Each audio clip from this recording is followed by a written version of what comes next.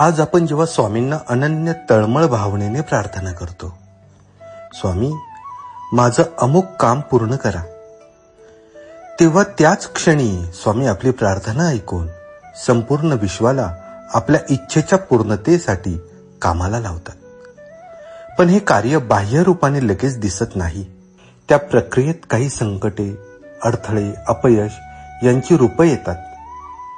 याच प्रसंगांना स्वामींचा प्रसाद मानून आनंदाने स्वीकारणं हेच कृतिशील विश्वासाचं लक्षण आहे.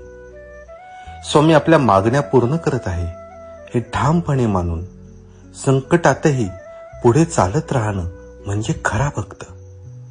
हे संकट म्हणजे परीक्षाच नव्हे, तर स्वामींचा आपल्यावर असलेला विशेष प्रेमाचा स्पर्श आहे. कधी वाटतं की उत्तर मिळत नाही, पण खरे तर स्वामी त्यावेळी काहीतरी मोठं आणि योग्य